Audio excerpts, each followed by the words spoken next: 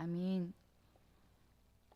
함께 읽은 본문 말씀을 통하여 하나님 안에서는 방황도 은혜입니다 라는 제목으로 은혜를 나누고자 합니다. 일이 뜻대로 잘 풀리지 않는 날이 있는 것처럼 마음이 마음대로 되지 않을 때가 있습니다.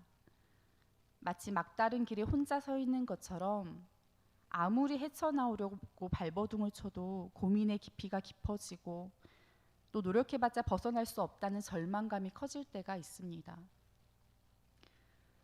마음이 힘을 잃어 균형이 깨어진 그때에 우리에게는 우리를 지탱해줄 누군가가 필요합니다. 그리고 이 시점에 지혜가 필요합니다. 누구를 의지하여 마음을 기대는지에 따라서 놀라운 힘으로 회복하기도 하고 또 더 깊은 절망에 빠지기도 하기 때문입니다. 오늘 본문의 말씀은 다윗이 두 번째로 사울의 목숨을 살려준 이후에 있었던 일입니다. 바꿔 말하면 사울이 다윗을 붙잡아 죽이기 위해서 용사 3,000명을 이끌고 두 번이나 다윗을 쫓은 사건 이후에 일어난 상황입니다. 다윗의 심정이 어땠을까요? 다윗을 따르는 자가 600명이었습니다. 그들의 아내와 또 자녀들까지 포함하면 2,000명에서 3,000명까지 이르는 인원입니다. 광야와 산골 어디에든 사울의 위협이 미치지 않는 곳을 찾아 숨어 지내야 했던 다윗의 일행이 식량을 구하는 일이 수월했겠습니까? 어쩌면 사울의 위협보다 당장 굶주림이 더 시급한 문제였을 수도 있습니다. 또 26장 19절 하반절에 그들이 이르기를 너는 가서 다른 신들을 섬기라 하고 오늘 나를 쫓아내어 여호와의 기업에 참여하지 못하게 함이니이다 라고 기록되어 있습니다. 다윗을 치도록 사울을 충동하는 무리들이 있었고 그 이야기가 다윗의 귀에까지 들렸다는 것입니다.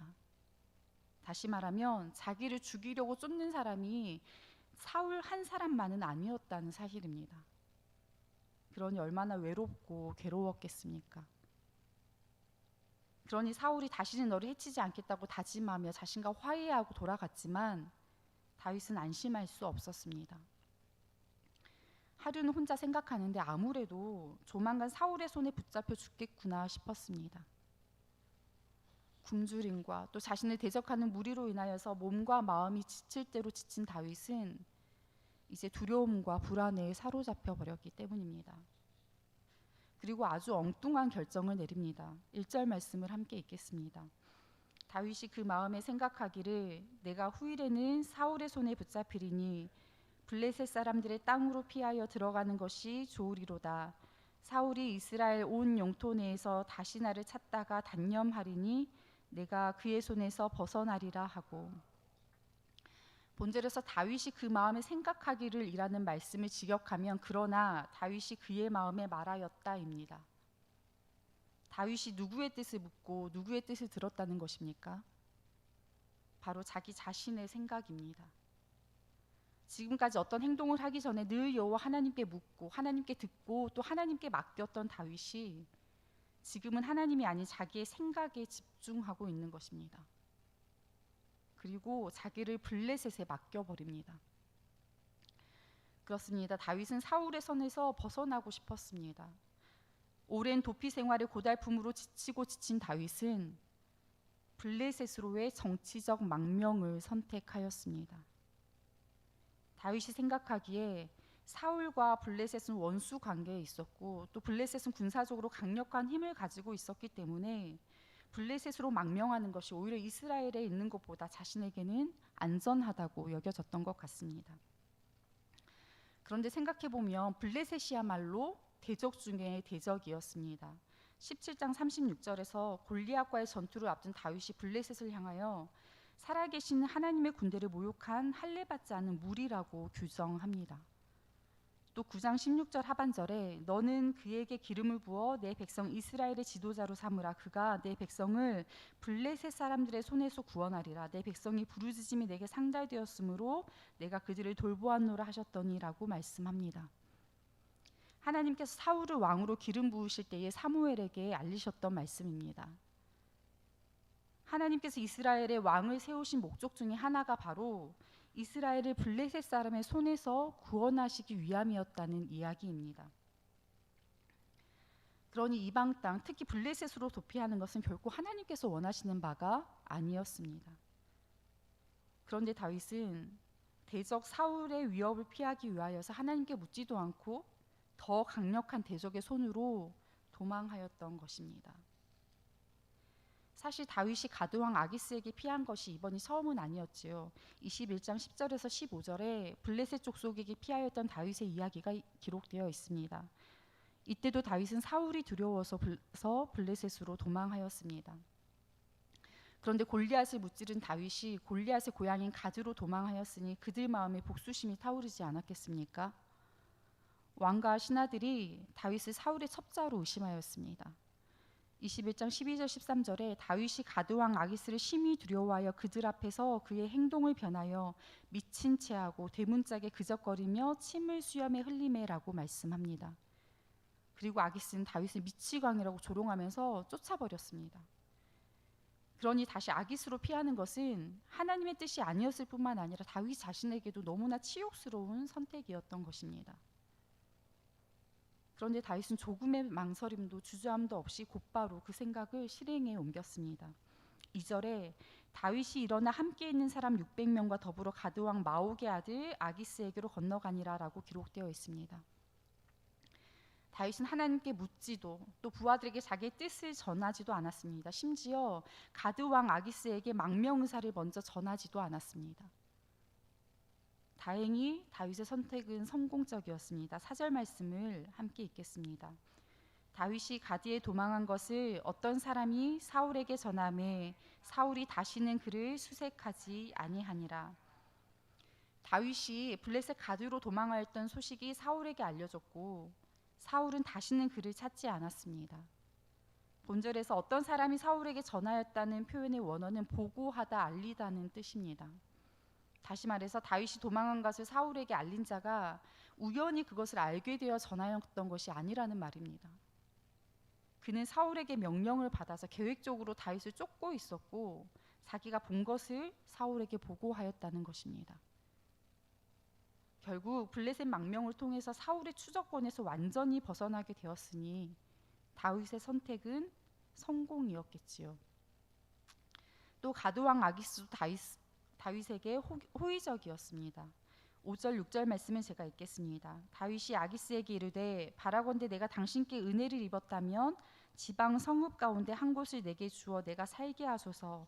당신의 종이 어찌 당신과 함께 왕도에 살리이까 하니 아기스가 그날에 시글락을 그에게 주었으므로 시글락이 오늘까지 유다 왕에게 속하니라.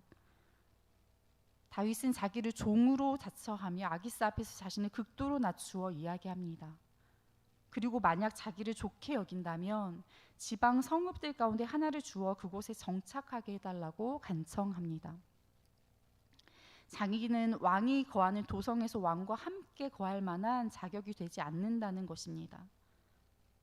말이 정치적 망명이지 사실 변절자처럼 보이는 행동이기도 하지요. 그리고 아기스는 그것을 좋게 여겨서 시글락 성읍을 다윗에게 주었습니다. 이스라엘과 가까운 성읍 시글락은 블레셋에게는 전략적으로 매우 중요한 요충지였습니다.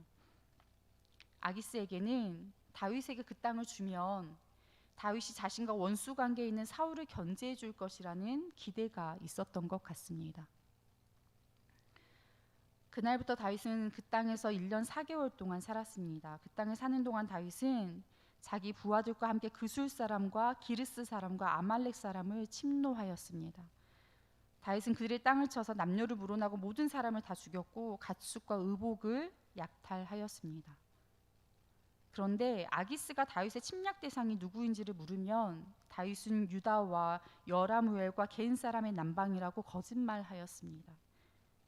다윗이 실제로 싸운 상대는 이스라엘의 대적이었지만 아기스에게는 블레셋의 대적과 싸웠다고 거짓 보고한 것입니다. 이로써 다윗은 아기스의 신뢰를 받아서 블레셋의 왕의 신하로 자리매김을 하면서도 아말렉과 같은 이스라엘의 대적을 공경함으로써 이스라엘의 구원자 역할을 담당하였습니다. 그런데 문제가 생겼습니다. 28장 1절 말씀을 함께 읽겠습니다. 그때 블레셋 사람들이 이스라엘과 싸우려고 군대를 모집한지라 아기스가 다윗에게 이르되 너는 발키알라 너와 네 사람들이 나와 함께 나가서 군대에 참가할 것이니라. 블레셋이 이스라엘을 침략하려고 다시 군대를 모집하는데 아기스가 다윗을 불러서 반드시 자기와 함께 전쟁에 참여해야 한다고 명령한 것입니다. 다윗의 의견을 묻지도 않았고 또 자기가 결정한 내용을 일방적으로 통보하였습니다. 아기스는 그만큼 다윗을 신뢰하였고 그날부터 다윗은 자신의 경호대장으로 임력하였습니다. 다윗이 그것을 거절할 수 있었겠습니까? 다윗에게 다시 위기가 찾아온 것입니다. 다윗은 그동안 이중적인 모습으로 연기를 하며 살았습니다. 자기의 신변을 지키기 위해 아기스에게 의탁하여 살면서도 하나님의 백성 이스라엘을 돌보았습니다. 그런데 이제 정말로 동족과의 싸움으로 내몰리는 상황이 되어버린 것입니다. 성도 여러분, 오늘 본문의 말씀 가운데 드러난 다윗의 모습이 어떻습니까? 다윗의 태도는 마치 마라톤을 뛰던 선수가 너무 지쳐서 샛길로 빠져버린 것처럼 보입니다. 결승선과는 전혀 상관이 없는 곳에서 딴짓을 하고 있는 것입니다. 물론 아주 널브러져 있지는 않고 나름대로 뭔가를 하기는 했습니다. 그렇지만 지금까지 그가 보였던 태도, 다시 말해서 하나님께 전적으로 맡기던 것과는 확실히 다른 모습입니다. 그리고 그가 비록 철저한 도피 생활이었지만, 처절하게 살았던 시간이었지만 지금까지 다윗의 여정에는 하나님의 돌보심과 보호하심이 있었습니다.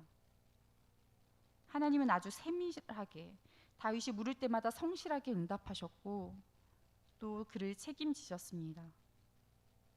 그런데 오늘 함께 살펴본 말씀에서 하나님이 발견되십니까? 다윗은 한 번도 여호와 하나님께 묻지 않았고 하나님은 침묵하시는 것처럼 보여집니다. 그렇다면 이 시간은 하나님께 버려진 시간일까요? 이 시간 동안 하나님은 다윗을 잊으셨을까요? 28장 2절 말씀을 함께 읽겠습니다. 다윗이 아기스에게 이르되 그러면 당신의 종이 행할 바를 아시리이다 하니 아기스가 다윗에게 이르되 그러면 내가 너를 영원히 내 머리 지키는 자를 삼으리라 하니라. 아멘. 당신의 종이 행할 바를 아시리이다 라는 다윗의 대답을 묵상하면서 이 대답이 차마 하나님의 이름을 부르지도 못하는 절박한 기도가 아니었을까 생각해 보았습니다. 아기스의 부름에 대한 대답이지만 하나님, 당신의 종이 행할 바를 알려주소서라는 간절한 기도이지 않겠습니까? 비록 상황에 쫓겨 잘못된 선택을 하였고 하나님께서 원하지 않는 길에 들어서게 되었지만 이러지도 저러지도 못하는 상황에서 하나님의 개입을 기다릴 수밖에 없는, 기대할 수밖에 없는 다윗의 답답한 심정이지 않겠습니까? 그리고 좀 더 말씀을 묵상하면서 하나님께서 이 시간에도 침묵하지 않고 일하셨음을 깨닫게 되었습니다.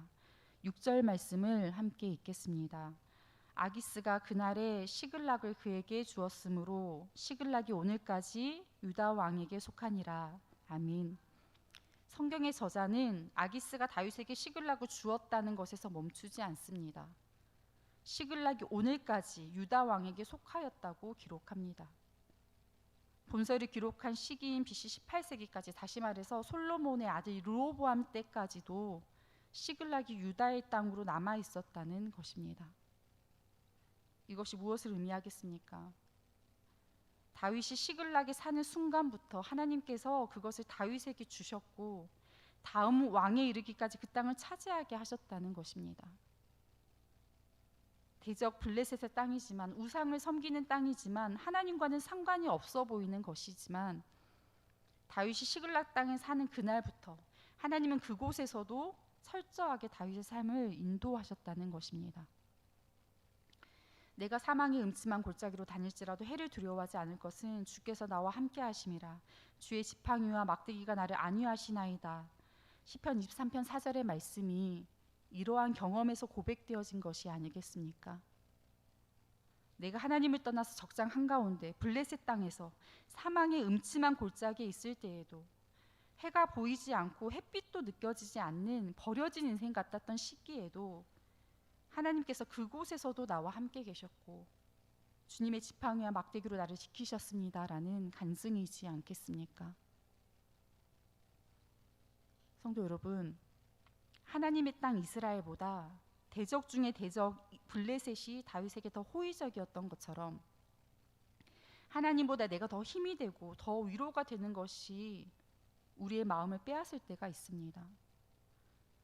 지치고 고나여 몸과 마음이 무너질 때에, 두려움과 불안에 사로잡힌 그때에 우리는 다윗처럼 엉뚱한 선택을 할 수도 있습니다.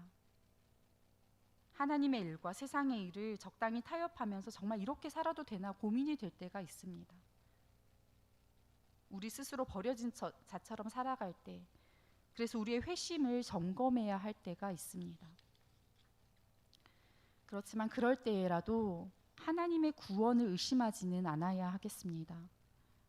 마치 버려진 시간처럼 여겨지는 날들이지만, 지워버려도 괜찮을 것 같은 일이지만, 하나님은 다윗의 이 엉뚱한 선택마저도 이토록 성실하게 하나님의 역사로 기록하셨음을 보십시오. 실패처럼 보이는 그 역사 안에도 분명한 하나님의 일하심과 섭리가 있었음을 기억해야 합니다. 풍랑에 흔들리는 인생이지만 하나님 안에서는 방황도 은혜입니다. 그 풍랑조차도 하나님께 속하였기 때문입니다. 비록 흔들릴지라도 흔들리는 우리 삶의 자리에 기꺼이 함께 하시는 하나님을 신뢰함으로 풍랑 가운데서도 역사를 이루어 가시는 하나님을 발견하는 복되고 거룩한 하루가 되기를 소망합니다. 기도하겠습니다. 비록 원수의 땅에 거할지라도 그곳에서도 다윗과 함께 하셨던 긍휼의 하나님, 거친 세상에서 실패할 때에, 어둠 속을 걸어갈 때에, 죄악의 짐이 무거울 때에 주님의 손과 옆구리에 난 못자국을 만집니다. 고된 삶에 새 힘을 주시고 참 평안을 주시는 주님을 우리 마음에 모셔 살기를 소망합니다. 부활의 주님을 따라 주님의 나라에 닿는 날까지 믿음의 여정을 멈추지 않기를 결단합니다. 때로 낙심되는 일로 우리의 마음이 무너질 때에도, 삶이 흔들리고 우리의 수고가 무너져 내릴 때에도 우리가 하나님께 속하여 있음을 의심하지 않게 하시옵소서. 풍랑조차도 다스리시는 하나님께서 우리의 주인 되심을 기억하게 하시옵소서. 처절하고 힘겨운 삶의 흔들림 속에서도 성실하게 역사를 이루어 가신 하나님을 발견하는 믿음의 사람 되게 하시옵소서. 오늘도 치열하게 고민하고 흔들리며 삶을 살아내는 주님의 백성들을 불쌍히 여기사 위로하시고 간섭하여 주시옵소서. 흔들리는 우리 삶의 자리에 기꺼이 함께 하시는 우리 구주 예수 그리스도의 이름으로 기도합니다.